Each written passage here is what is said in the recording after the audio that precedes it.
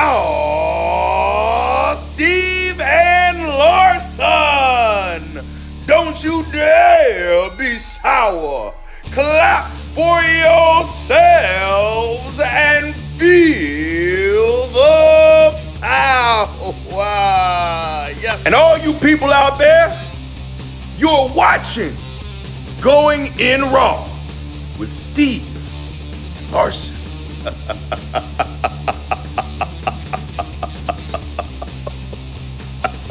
Hey, friendo, Steve here. And Larson. And welcome back to Going In Raw, the only pro wrestling podcast you need to be listening to right here at youtube.com/Steve and Larson, available wherever podcasts can be found. And of course, taped live at the Twitch at twitch.tv/Steve and Larson. Smackdown tonight. We finally got, I think now, what the main event of Fastlane is going to be. At first it was going to be something, and now it's going to be something else, apparently. Daniel Bryan challenged Roman Reigns, and they were like, well, you can fight Jey Uso. And if you win, you can do that. But then there was going to be a tag match also. Now apparently it's going to be a tag match, Larson. It's going to be a tag match now, yeah, tag match. Yeah. I appreciated how they addressed some little details about stuff they normally don't address. By that I mean, there's that bit in the ring between Daniel Bryan and Roman Reigns to start the show that you kind of talked about, where Daniel Bryan wanted a shot at the Universal title at Fastlane, and then Adam Pearce and Sonya Deville are talking about it. In walks Edge. He's like, hold on. Essentially, why does Daniel Bryan get a cut in line? I won the Rumble that he was in. I should get first crack at Roman now that I've declared. I like they actually addressed that. Yeah, I know. I like that usually too. They don't. Yeah, especially on Raw. It's like you have all the time in the world, and yet you don't address little details like that. I mean, SmackDown's guilty of it too. Mm-hmm. But like, for example, why has Bianca Belair never mentioned Io Shirai? I mean, you can maybe surmise that it's because she's already been in NXT, didn't win the title there, but she's already been there. Now she's on main roster. But be nice for a mention. Little details like that when you're world building really make a difference. They do. They do. They really do. All in all, apart from what you mentioned, I guess not any massive story beat. Bianca made her decision. We found out what one would assume would be the main event for Fastlane. That was kind of it. Relatively enjoyable episode of SmackDown, though. Probably one of the standout things for me. Oh, sorry. It was Apollo Crews. Yeah, sorry, Apollo Crews. Apollo Crews has... The reinvention of Apollo Crews. Can we please stop saying new attitude? I can't... There's two things I hate, man. Fun-loving and new attitude. I could do without those phrases. I really could. He's got a new attitude. And then somebody else had Otis had a new attitude. I can't stand that. Well, they can't say heel turn because that's industry jargon. I mean, at times I've heard the phrase like aggressive. I think even like with Otis, this new aggressive streak of his. It's the same even thing. That I'm okay with. It's the same thing. New attitude. They're dancing around the idea that someone who was once a good guy is now a bad guy. Okay, how would you do it? How would you do it then? Or we are to perceive someone who used to be perceived as a good guy. Now we were meant to perceive them as a bad look guy. at Apollo in there. Now, why is he being a dick now? Yeah. That's what they should do. You can say jerk, I guess, if you're PG. Yeah. Yeah. Oh, why is he being such a jerk, Corey? That's what JR would do. Back in the day, he wouldn't say jerk, but he would editorialize like that. He's a real son of a bitch. Yeah. Oh, well, what? Why? Yeah, you're right. He would actually try to find some character motivation. He would. He would respond based on whoever's heel tactics were presented to him. How that'd be, or he was hoping the audience would respond. Mm-hmm. So if someone did something awful, he would respond in a certain way, hoping by him responding that way, the audience would also respond that way. Mm-hmm. And I feel like Michael Cole far too often. It's like, oh, he's got a new attitude. Oh, come on. Like that's as emphatic as it gets with Michael Cole. Oh, come on. Someone bashes someone over the head with a chair. Oh, come on. Oh, come on. Ah. Stop. Oh, for the love of God. Whereas JR would be like, God damn it. Get someone out here. Stop this. There does seem to be some, and I was curious about this, so I just looked it up. There's a little bit of discussion on Twitter, which is interesting, about his usage of the accent, invoking his grandfather's name, saying, if he said this, this is how it would sound, which I thought was a really cool touch. But I know that things like that can be construed a certain way that could be uncomfortable or what have you. There is a kind of it's Twitter, so it's you have to sift through some of the discussion to get to the meaty parts of the discussion. I'll read this tweet here from our good friendo Alfred Kanawa, who does some work from Forbes. Quotes Apollo Crews: "I'm not from the hood or suburbia," and he says Apollo Crews is the most nuanced black character WWE may have ever booked. Even when he went into his Nigerian accent, he wasn't a cartoon. He was paying homage. This is all I've asked for in my 34 years of watching wrestling. I'm kind of curious how the friendos out there view this as well. If they have thoughts about that, leave it in the comments below. Definitely. I loved everything about it, and I hope he gets the Intercontinental Championship. I hope that they run with this and run with this and run with this. I thought his gear looked amazing. It was probably the nicest looking like rebooked gear. Now instead of trunks, he's got full tights, and it's just they're beautiful. He's got a scarf now that he brings out to the ring. I mean, I don't know if he'll do this every time, but today he brought it to the ring and it was kind of draped over his arm. And he gets in the ring and he kind of almost presents himself with it. He holds it up and puts it around his neck in very kind of ceremonial fashion. And the promo he dropped was fantastic. Yeah, Genuine. absolutely. It felt genuine. Yeah, It was really good. I agree. I loved it. I thought it was great. Let's see here. Who is this? I don't know who this is, or if I should know who this is. But yeah, there's a lot of positivity for it that I see with names that I sort of know and appreciate. So yeah, I thought it was pretty cool. I thought it just seemed refreshing. Yeah, to talk about his history, to call himself a real African American. I thought it was really cool. It was really good. And I like that they took their time getting to this point, as opposed to, he does something, kind of, he's a jerk one week and the next week it's, full heel turn. There's been a little bit of back and forth, and it's almost like in his interactions with Big E, he didn't say it in so many words, but it was pretty much, hey, I'm at a breaking point now.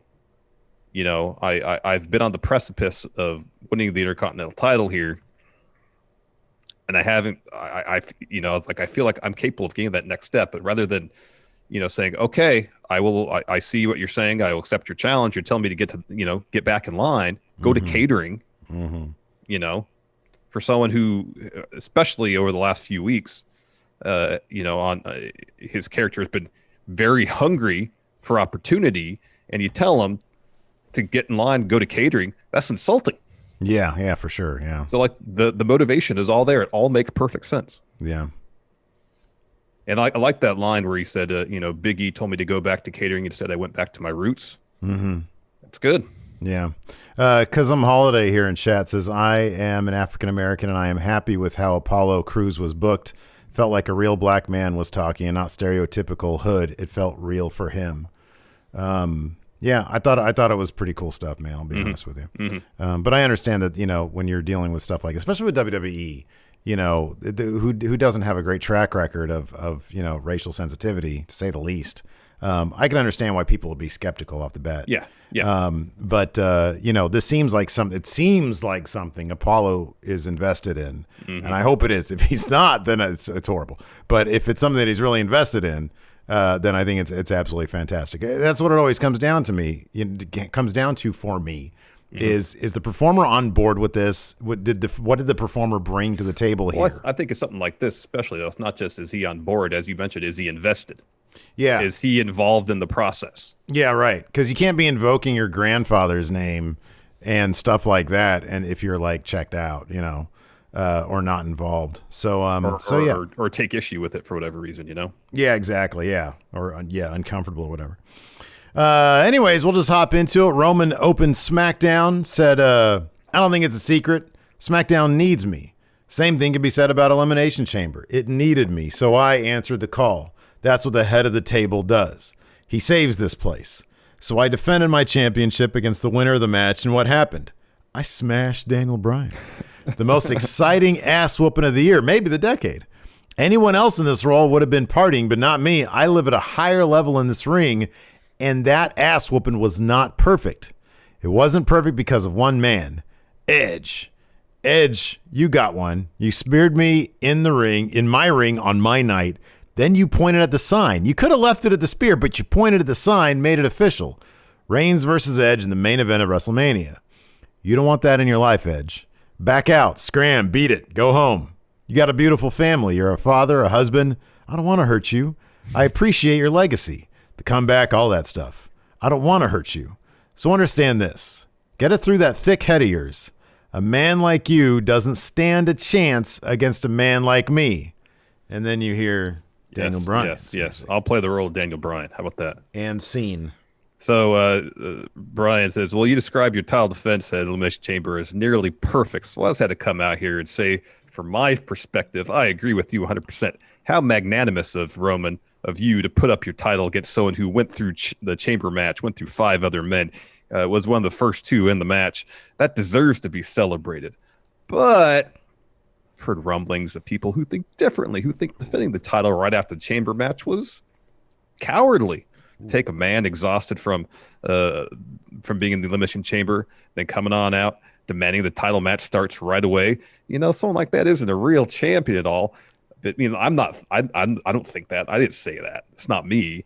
I don't come out here and complain. But what baffles me is, you know, why did the head of the table defend his title in the second match on the card? You'd thought you'd be in the main event, or that had given me too much time to rest. Bryan then puts Roman over, saying, I faced you in your first match with WWE. I know how good you are. You want to be the head of the table. But you know what? There's a way to prove the doubters wrong, that there's no comparison between you and I. Universal title match, Daniel Bryan, Roman Reigns, a Fastlane. And then Jay comes up, snatches the mic from Daniel Bryan, asks, what are you doing here? You lost. The best of the best beat you. You're in the back of the line. Mm-hmm. If you want to get at the head of the table, you have to go through me. Mm-hmm. And so this next part I thought was really good because Daniel Bryan did have a mic. He goes up to Roman and goes, I'm not going to listen to him. I'm going to listen to you. Yeah. That was really good. Yeah, that was good. Roman says, after what I did to you, do you really want me to hurt you again? And then as Daniel Bryan's about to respond, Jey Uso attacks Daniel Bryan. And throws him over the barricade, I think, or he rams him into the barricade. Yeah, dumps him out of the ring, then tosses him on the barricade. Yeah, and then Roman's laughing about it. Yeah, so that's the end of segment 1. After that, we're coming back from commercial. Roman and Jay are backstage. I actually kind of missed some of this. I assume Roman just said something to Jay like, take care of business tonight. I kind of watched things out of order. Did that happen before Pierce and Sonya backstage? It did. Edge. Okay. It did. Okay. I think Corey later on said something like Roman said Jay finished the job. Sorry. So Pierce and Sonya backstage. Sorry, talking about Bianca making her pick. This is at least according to my notes because we go back to them. And Edge walks in. He's upset about Daniel Bryan getting the shot at Roman, even though he thought he won the Rumble. Says we need to talk. Then it goes to Roman and Jay and Paul walking backstage. And then Jay apologizes to Roman for jumping the gun by attacking Daniel Bryan. Roman says it's cool as long as you get the job done. Okay, cool. Okay. And then we're back to Edge. Then we're back. Okay, so I missed that a little bit. Okay. And then Pierce says this whole thing fell into my lap. He's like, hey, think about it this way. If Bryan beats Jay, he gets a title shot at Fastlane. It's a better attraction. Mm-hmm. Yeah. And then Edge just walks out. They're actually thinking about that stuff. I love that. You're right. I love that they're back there having to piece this stuff together. Mm-hmm. After that, we had Rey Mysterio and his son Walter versus the Alpha Academy. Ray's got this popped the Enforcer so hardcore that all the way from wherever he's vacationing, he sent me a text message and said, Ray's got both FPOS rib tape and the Rock tape combo. He had Rock tape coming out of his ribs, and he had FPOS rib tape. Massive target on those ribs, man. Targeted, absolutely. Put a house show T-shirt on over it so no one can tell you have that many bandages around your midsection. Yeah, half as match as he wrestles in shirts anyway. So anyways, Ray really can't do much of anything because of his ribs, but Dom gets a nice little head of steam. Let me ask you something. I'm sorry to interrupt, but before the match starts, so Gable and Otis come out to the ramp, and Gable has a mic. And I think you think he's going to talk. Instead, he throws to recap of what happened last week, which is actually nice for me because I didn't watch the show. Yeah. And you come back to him, you expect him to talk, and he's like, hey, let's see that last bit one more time in slow motion for the sake of film study. And it comes back to him, and then he just walk out to the ring. Like, it'd be pretty great if he could have commentated over the slow-mo bit or something. You should have done the telestrator. Telestrator, you know, that'd be ideal, yeah. And he just circles like Ray's ribs. And you draw like a really crude rib bone and it cracking. Yeah. And then he like points, and then he draws a picture of DDP with rib tape on. It's like, this there is you go. now. This is you now, your old friend DDP.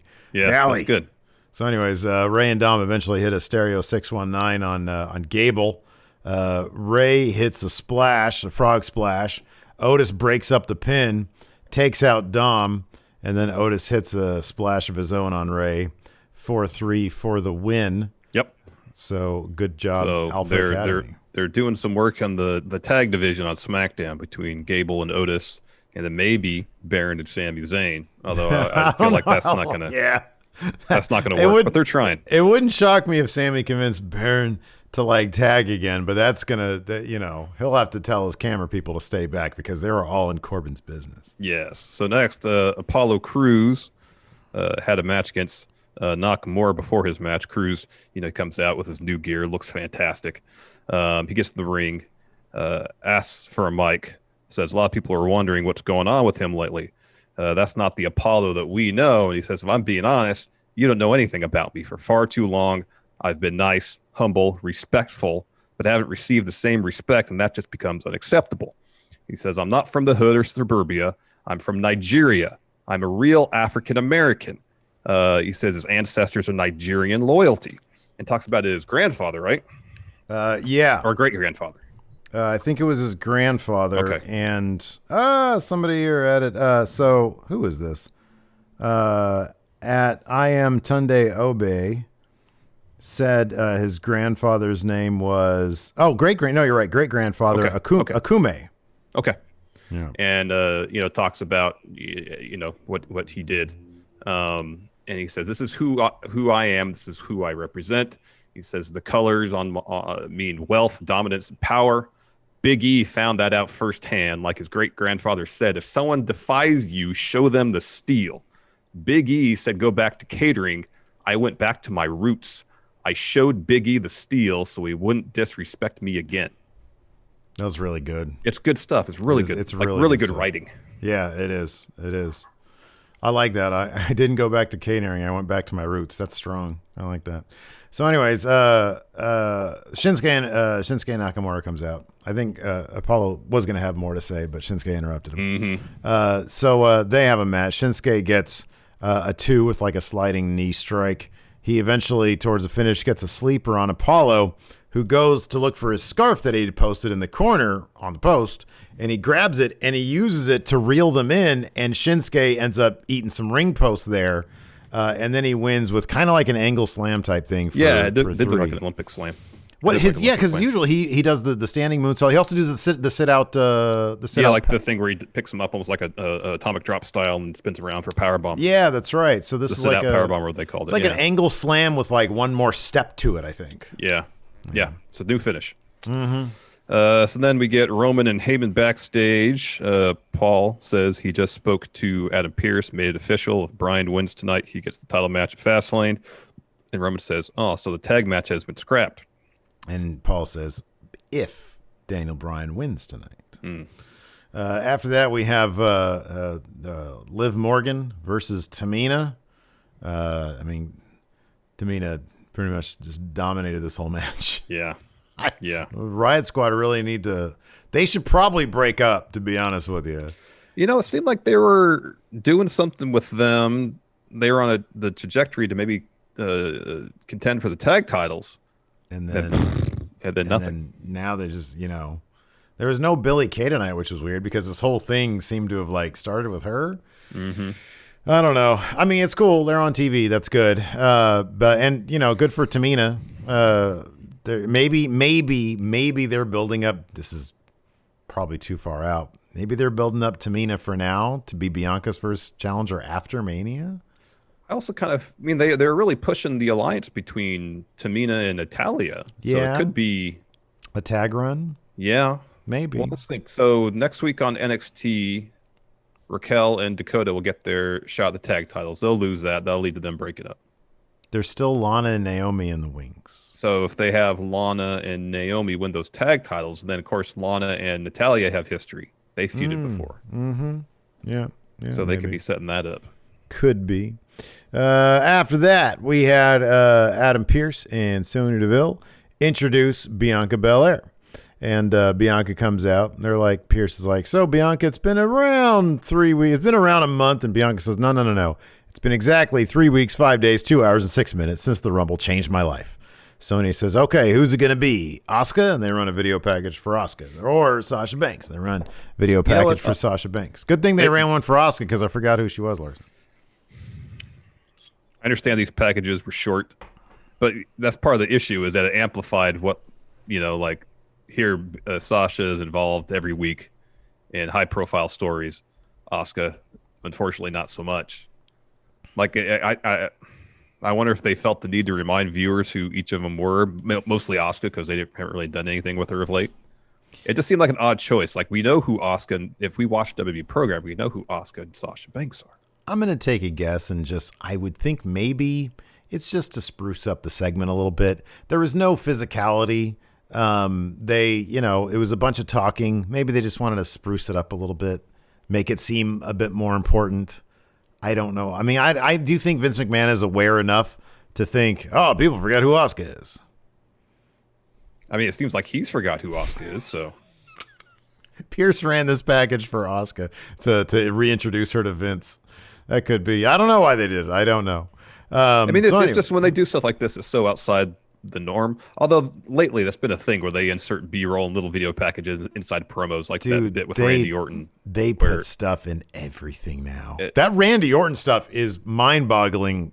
It's so weird what they do. They have recaps inside of recaps. They'll have a recap that has a recap in it from the week before that. Which on Raw, I would assume is filler. We got 3 hours to fill. We got to account for every second we can. Yeah.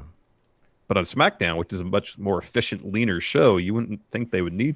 And granted, they were short. They were 15 seconds each. Super short little trailers essentially for each. Yeah. Like I said, I kind of feel like it was just spruce it up, but who knows? Maybe I don't know. Anyways, Bianca has a good little story about her mom saying, my mom said, the choices you make define who you are. You live and you die by them. So my choice is, and then Reginald interrupts. He says, this choice will define your legacy in the WWE. I really like Reginald. I think he's really good. Me too. He's really good. He's good on the mic. He's super athletic. Yeah, I know. He's fun. I don't know why he's out here, but he says, you chose to team with Sasha so you could see what she could do. This is why he's out here. He's trying to convince Bianca to not pick Sasha, so that therefore Carmella would have an opportunity to face Sasha again. Yeah, it's all about Carmella. I get that. It's just funny that nobody. I mean, I guess they kind of are like, what the hell are you doing out here, man? So, anyways, he says you chose to team with Sasha so you can see what she can do. You were elevated from her genius. We all know how hard you've worked to get here. It's been inspiring. Bianca, you are special, and we are all in awe because you are living your dream. But I know deep in my heart, if you decide to face Sasha at Mania, then it'll dissolve into a nightmare. And when you're laying on the mat defeated, haunted by your bad choice, you will hear your mama's choice singing in your ear. Your mama's words about the choice singing in your ear, and you're nothing but a loser. And then Bianca's about to whoop his ass, but it's boss time first. Boss time, yeah. She comes with the ring, snatches the mic from Reginald, tells him, you don't ever speak for me, shoves him aside, tells Bianca she is more than the champ. She is the standard. So if Bianca wants to make history, then she should choose her. And she says, Bianca, you call yourself the EST of WWE. She doesn't think so. Sasha doesn't think so because Sasha thinks she's the best, which would make Bianca second best, and then she holds up the belt in Bianca's face. Yeah. And then Bianca tells Sasha that, you got a lot to say, so I'm going to make you eat your words on the grandest stage in the mall. It says, I'm going to take your title and show the world that she's the strongest, the greatest, the BEST of WWE. So Sasha, point to the Mania sign, it's on. Pyro goes off. And towards the end, Reginald tries to get in between them again. Yeah.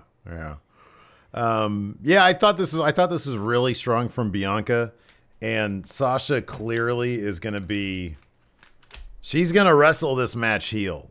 Dude, I mean, that's how it's gonna go down because she's already like arrogant as fuck. So we already get that dynamic there. Yep. The only question is, man, is this what's your thoughts now? Is Bianca taking this title at Mania? If Sasha is going to be the heel in this program, then yes. The only thing is, are they going to try to still? I mean, as I mentioned earlier, the whole point of Reginald being involved in this is to try to convince Bianca to pick Asuka, so Carmella get the opportunity at Sasha. So they still got to try to find a way to get Carmella in this match. Yeah. If know. Carmella's in the match, then 100% Bianca's winning. Yeah, I agree with that, but I don't think she's going to be in the match. I think she's going to be a Fastlane for some reason. But yeah, I mean, they are setting this up. They're taking their sweet time with this, aren't they? Whatever this game plan of hers is. So that's kind of interesting. The bigger match, it really is Sasha versus Bianca straight up. Yeah. And if that's the case, man, I don't know. I don't know that Sasha's going to eat a pin. Yeah, I mean, I guess I would think if this ends up being 1-on-1, I would lean Bianca. But if Carmella's in the match, then I'd be like, if Carmella's in the match, yeah. But I don't see. Even then, I don't know, because if Carmella's in the match, it's not a real crowning moment for Bianca, and they're either going to crown her at WrestleMania or they're going to crown her at some point one-on-one against the person she needs to beat. Yeah. And I think getting the title has to be the moment where she beats the man. You know. Yeah, and it would make sense for that moment to be at the grandest stage of them all. It does. Yeah, it does. It makes all the sense in the world, but at the same time. Heo Long Heavy here says, I feel like Sasha might want to put Bianca over. She might want to put her over. She also might not want to put her over. You know what I mean? And that's not a knock. It's just, you know how pro wrestling is. Like everything we've always heard, there are sharks. Even on the Stone Cold thing, she was talking about how in the locker room, they were sharks. Like she didn't get to where she's at without playing a little bit of hardball. Like nobody really does. In wrestling, that's what we've heard anyways. So, I don't know. I'm sure Sasha might have some sway over that, especially given how much leeway they gave her last time she walked out. Like 4 months or so. Yeah, 4 or 5 months, something like that. Yeah. This next bit was pretty funny. So Baron Corbin's backstage. Then Sammy's documentary crew wanders up to him. Sammy's in next. And he's giving them direction about, hey, get the shot and do this and that.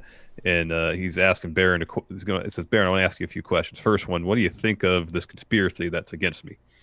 And Baron's like, I want to get to the mystery of why we're tagging together tonight. This is pretty funny, actually. It was pretty good. Sammy says, oh, it was my idea. I know we don't get along, but we have excellent chemistry, as we saw prior to Elimination Chamber. Sammy's like, I could use a win right now. I lost my Intercontinental title. I was robbed of my Intercontinental title. I was robbed of the Elimination Chamber. If we work together, we could beat Street Profits. We could be the next tag champions. And Sammy says, with my mind and your strength, we could be great. Even starts suggesting some tag names.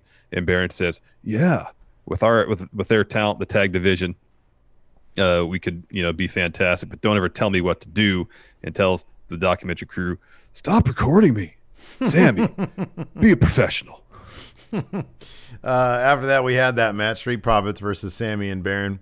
And the story in this match was Baron Corbin and Sami Zayn trying to figure out how to work together with Sammy's crew incessantly being around.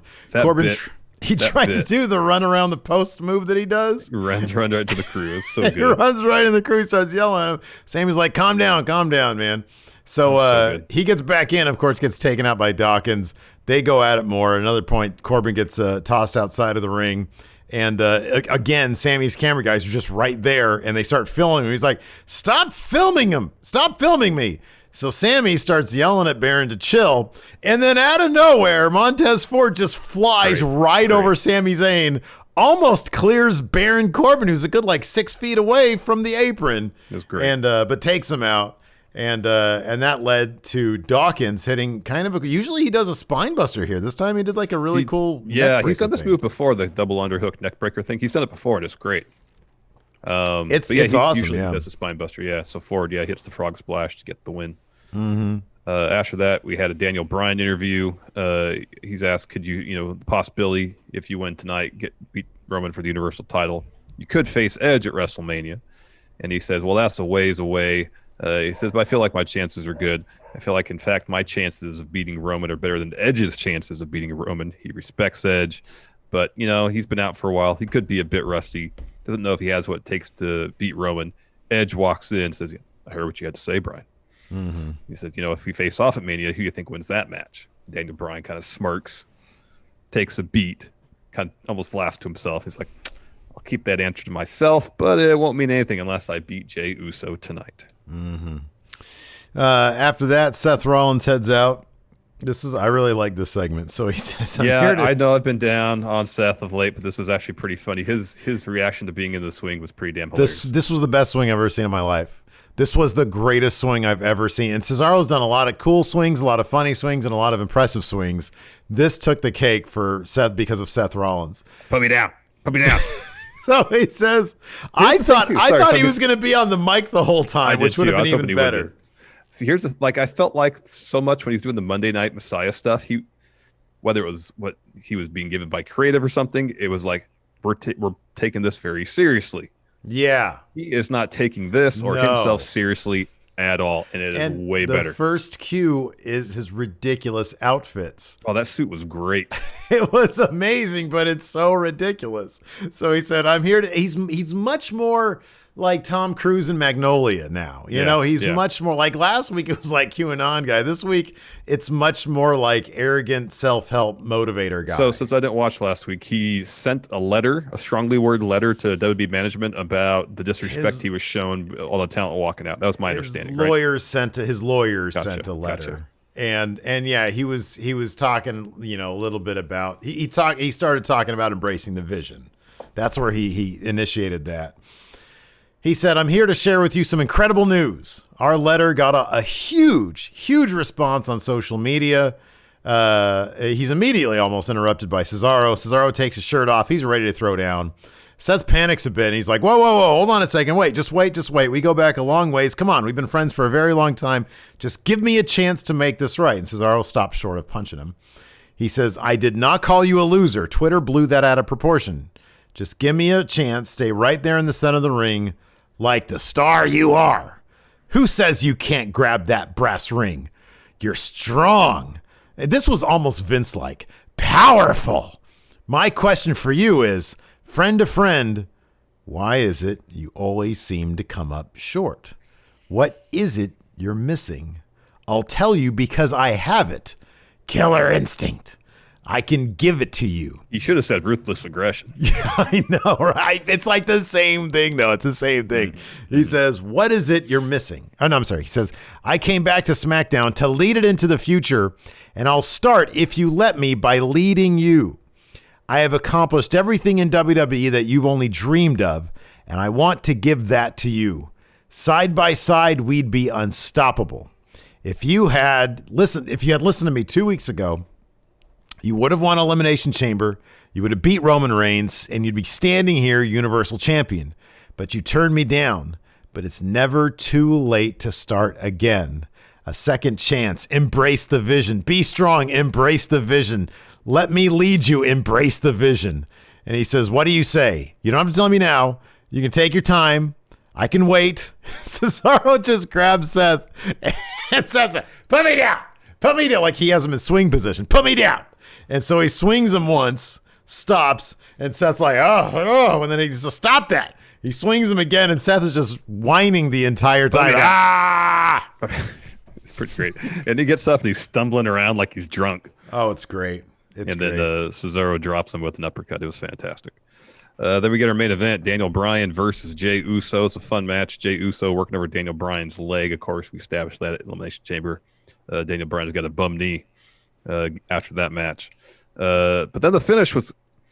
So, given the stipulation, Daniel Bryan has to win, then he gets title shot. I was expecting some sort of wonky finish, DQ, something. Instead, it was a double count out, which accomplished, what they wanted to accomplish. They just want Daniel Bryan to win the match. Because I guess they really want that tag match for Fastlane. Yeah. Then afterwards, As soon as the count out happens, Jay puts Daniel Bryan back in the ring. Bryan like immediately puts him in the yes lock. Roman comes in, breaks it up. Daniel Bryan puts Roman in the yes lock until Jay breaks it up with a super kick, and then Roman follows with a spear, puts Daniel Bryan in the guillotine as the show goes off the air. Yeah. I do, dude. I wasn't too mad at it because it was a surprising finish. As soon as Daniel Bryan said, or as soon as they said, hey, beat Jey Uso. As soon as Jey Uso said, if you want to talk to the man, you got to go through me. I'm like, oh, they're going to do Bryan versus Jey tonight. And it's going to be for Fastlane. Like they telegraphed the hell out of it. Yeah. And they didn't go through with it. I appreciate that. I really do. Yeah. They swerved you. They swerved me. No, I mean, especially now reflecting on it, it was a pretty solid episode of SmackDown. I really liked the Apollo Crews stuff.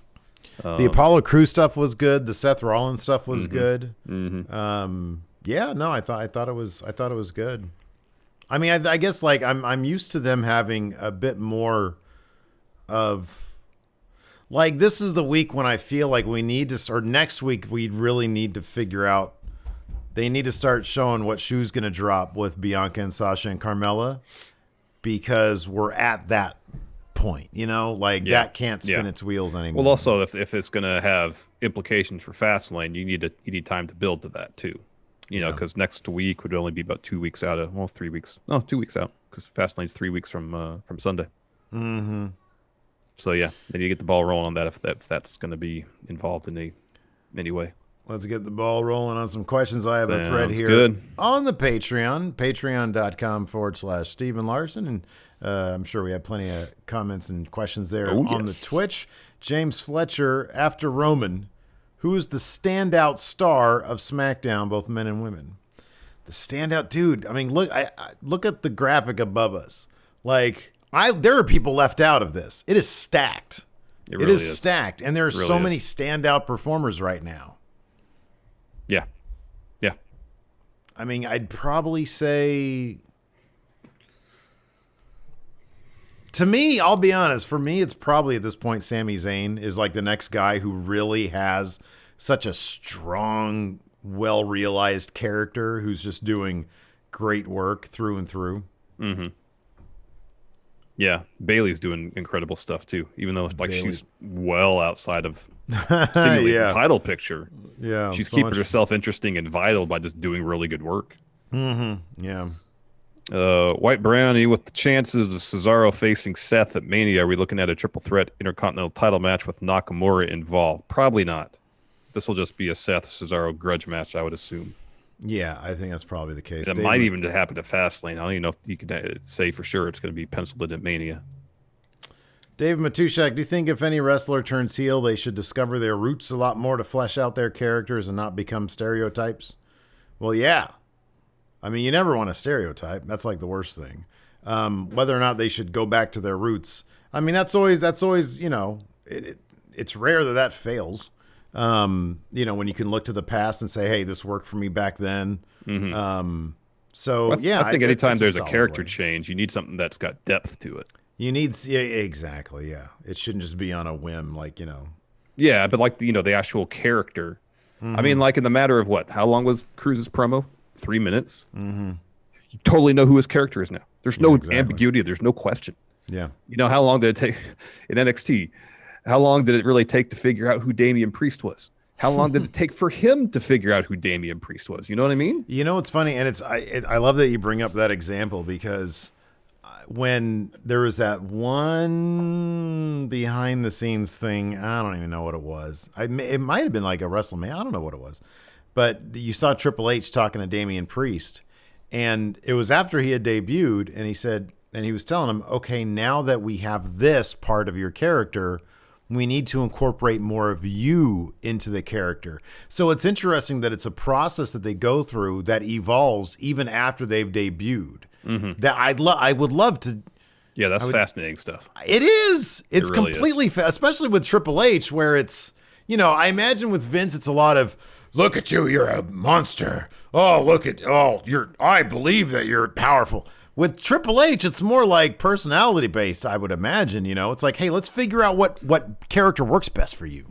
Yeah, I get that. But then you hear what Shayna, talked about what Vince said to her, and it was a bit more nuanced than than, as you mentioned, oh, look at you, you're a monster. To say to her, hey, I don't want any pro wrestling from you. Yeah. That's it seems broad, but you think about it in terms of her character and how she brought it from NXT. It's like, okay, you want her to stand out, be different from everybody else. Yeah. Be legit because she's not pro wrestling, Yeah. She's a fighter. Oh. There's some nuance there. Yeah, I want you to be my pit bull. But I think by and large, it feels like Vince kind of he is like one sentence pitches to people on their characters. Yeah, pretty much. Yeah. Seems like I don't know how. R2. I just don't know how much exploration there is. Yeah. And that's the thing. I mean, even when you listen, and I always go back to this for a reason, because it is some fascinating insight.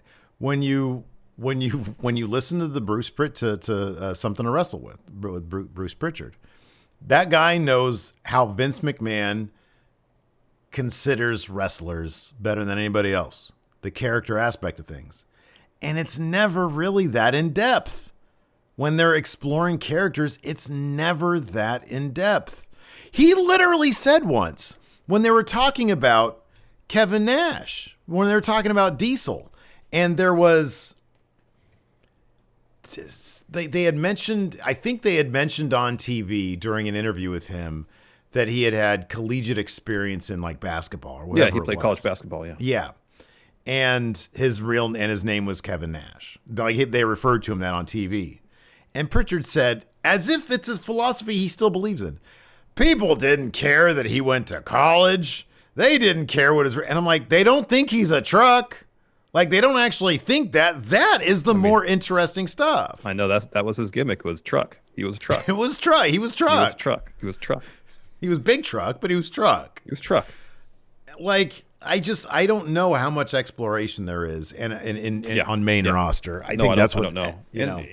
I don't know how much there is from Vince or even Pritchard, but I wonder if, creative as a whole, I'm sure there are people interested in that kind of stuff. And when given opportunities, we'll explore that. We've seen that from time to time, or, wrestlers like Seth, seemingly, from my understanding, is he's heavily involved in the creative for his character. Oh, yeah. And so I think people who are involved and then invested, they would be, far more interested in exploring depth and nuance. I would imagine Vince also trusts certain people more than others. People like Seth, who've been around for a while and, is close to Triple H and all that kind of stuff, and has, carried the torch. There was one more point I was going to make, and then it just escaped me. So, but anyways, I think we made our point. Yeah. Let's see here. Alex Foster says, you guys generally say a career can be saved. Oh, I was going to say Apollo Crews. Apollo Crews, and I don't know this, it would not shock me at all if this was a Paul Heyman thing. Given his talk with him on Talking Smack, the Roman Reigns stuff, it wouldn't shock me if something that in depth was maybe, and I'm just saying maybe, developed by Apollo at the behest of Paul and then pitched to Vince through Paul. It just seems like that wouldn't shock me, because that seems more likely than Apollo waiting for 3 hours outside Vince's office, coming in and saying, hey, this is what I want to do. It just feels like a Paul thing. It really does, like a Paul Heyman thing, Could be wrong. I don't know. Maybe it was Vince. Maybe Vince was looking at history books about Nigeria. I don't know. Want to give credit where credit's due. I don't know. Yeah. G-Man 5 with the sub. Thank you so much. Alex Foster, you guys generally say a career can be saved. Ooh, this is a good question. A career can be saved by a heel turn. Who do you say the same thing for, but with a face turn? Can you think of a career that was saved with a face turn? There might be obvious examples. He is right. We usually say it's the heel turn that does it.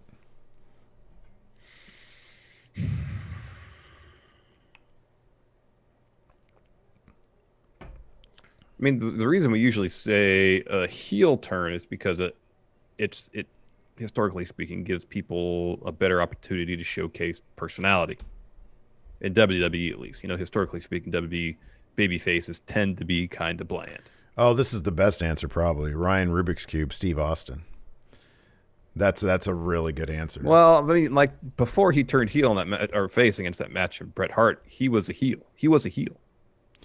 Stone Cold, the original version of Stone Cold, was a heel. But he wasn't working. It wasn't working because, I'm sorry, it would not have continued to work because the crowd wouldn't have let it. They did that by necessity. But I think the basis of the question is someone who's like on the verge of being fired. They come up with a new idea for the character. Okay, sure. Yeah. And it happens to be a face. Okay. Like I think of John Cena, his Dr. Thugonomics character as it was first conceived. I don't think was a face per se, but that's like an example I'm thinking of. Okay. Yeah, but no, he was a heel. He was a heel. That's what I'm saying. He was a heel. I just can't think of an instance where it was that scenario, but the new character was the face and it took off, I'm trying to think. Yeah, no, I mean, some people are saying like the New Day, but the New Day became good when they became heels. Yeah, they were heels for the longest time in a situation where the crowd appreciated their work and started to embrace them. And they had to turn face at that point. And even Daniel Bryan in 2013 was doing great work, and that's why he had to turn. Mm-hmm. Yeah, it was all the Team Hell No stuff. He had to turn face. We'll think about that. EV gifting a sub to the Assassin RKO. Thank you, EV. Thank you. And Inked Zombie with sub says, hello, friendos. Been away for a bit. Well, welcome back. On the verge of being fired as a bad guy, but then turn into a good guy. Boy, that's going to stump me. Yeah, no. Here, read some more questions. I'll see. Okay. Let's see here. Wolfpack for life. No, man, no. He says, we know that Vince tells the English commentary team what to say, but do you think he does the same for other language teams? Hell no. Not a chance. Not a chance. I wouldn't think so. No, I wouldn't think so either.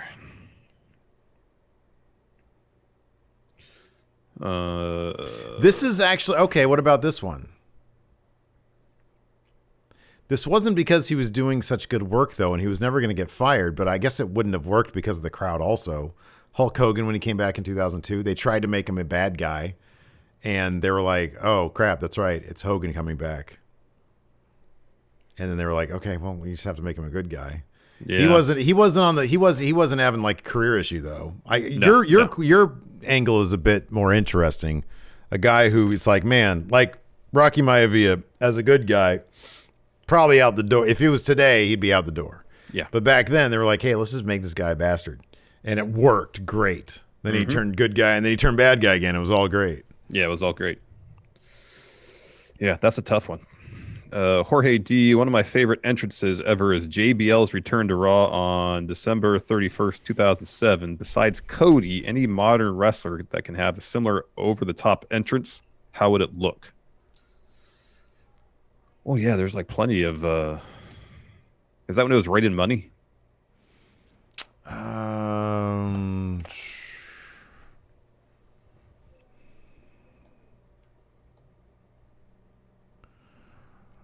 Yeah, I mean, any of the... I'm trying to think of a specific situation. JBL.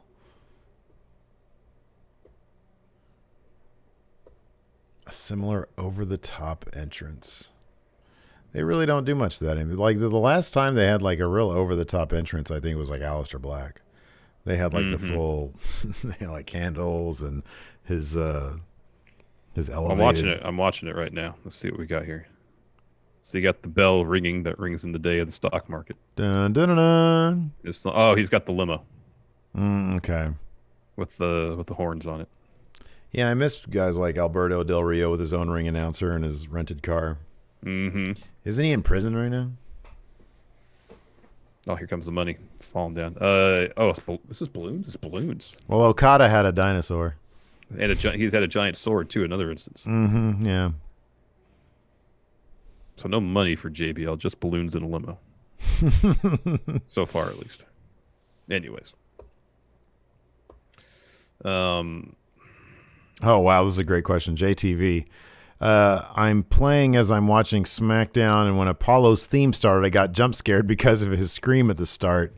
What themes made you jump because they caught you off guard? For Steve, it was the beginning of the Dudley Boys theme when the fireworks go off. Yeah, that's right. Yeah, fireworks. Ugh. Fucking Dudleys. Gareth gifting a sub to Done with Pete Dunne. Thank you, Gareth. Thank you, Gareth. Night by Night says, recently a Sharpie exploded on your favorite couch. You've tried everything to get the stain out, but they don't call them permanent markers for nothing. What SmackDown superstars do you hire to reupholster the couch?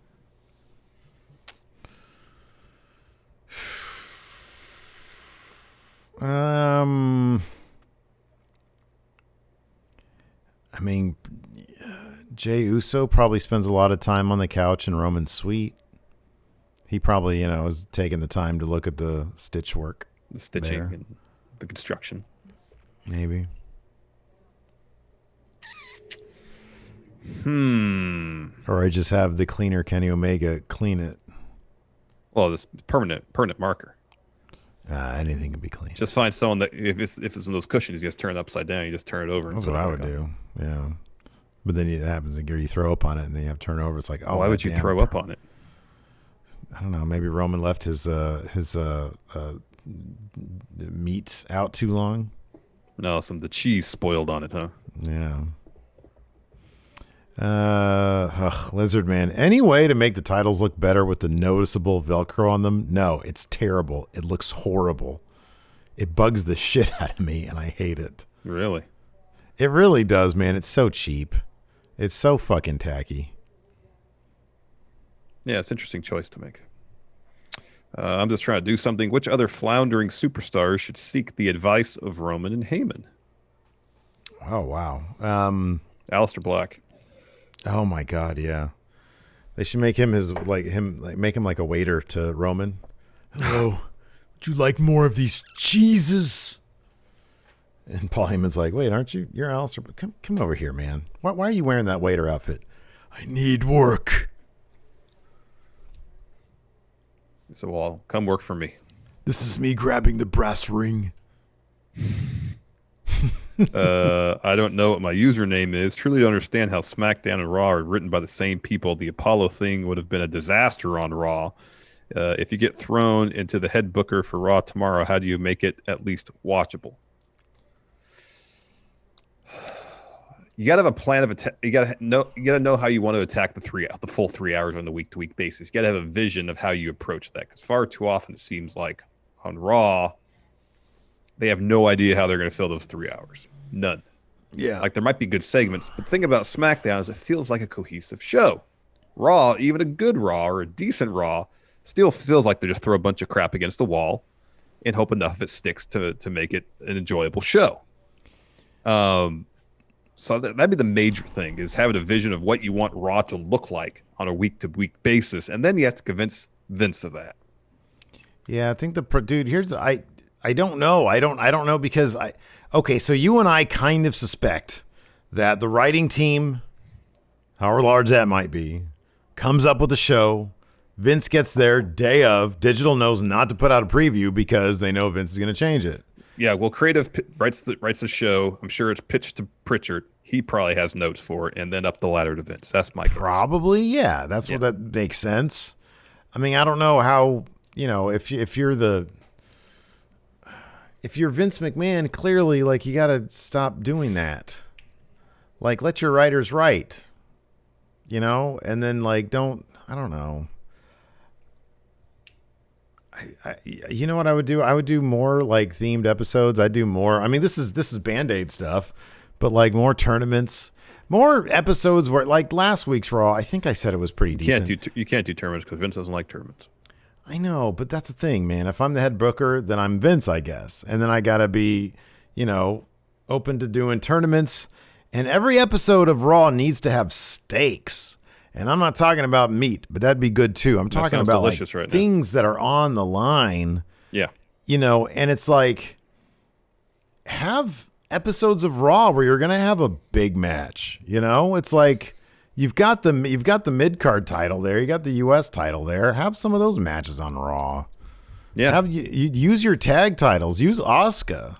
Like, why does Asuka not have not had a title defense in God knows how long? I know. She could be main eventing, have an open challenge segment. She could be main eventing Raw every week with that women's championship. Yep. I don't know. And you got 3 hours invested time in creating characters that have depth to them. You have more time to produce little SmackDown. documentaries. You've got billions of dollars. I'm talking granted, I know Roman Reigns. He's a special talent, and I don't know how many people they have maybe on Raw. And I'm not saying they do a carbon copy of Head of the Table on Raw, but the thing that makes Roman great is, apart from that he's really good at his job, is that there's depth to him.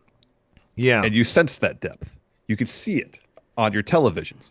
And I just feel like Raw, there's good characters on Raw, and there's characters here and there that have a decent amount of depth.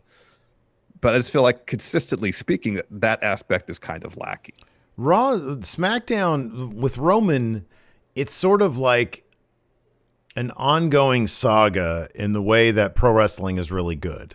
You know, it's like it's got twists and turns, and Edge wins the Rumble, and who's he going to choose? And he chooses Roman, and there, Roman opens up every episode of SmackDown, and sometimes that gets a bit, placement wise, that gets a bit old.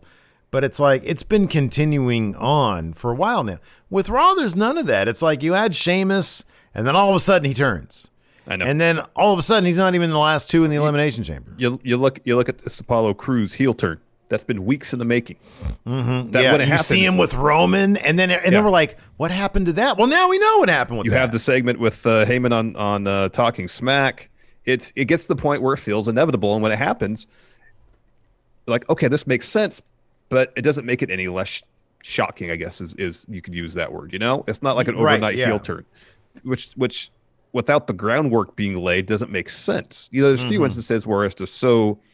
I can't recall offhand what groundwork they laid for Hogan turning heel in the NWO, but it's Hogan turning heel. That's monumental. That's so outside the realm of possibility. If they laid zero groundwork to it, that happening, the shock value of that is enough to be like, okay, well, whatever. That's shocking. That blows my mind. Moment, yeah. But far too often when people just turn heels because they need a heel as a storytelling convention in a particular feud, and there's no groundwork laid for it, it just makes no sense. You're sitting there scratching your head with like, why is this person a heel now? It doesn't make any sense, and therefore has zero impact. Yeah, YouTubian says let MVP book Raw. That's what I would do. Anyways, that's going to do it for us. Twitch chat, stick around. We'll answer some more of your questions. Thanks everybody for tuning in. We appreciate it. Till next time, we'll talk to you later. Goodbye.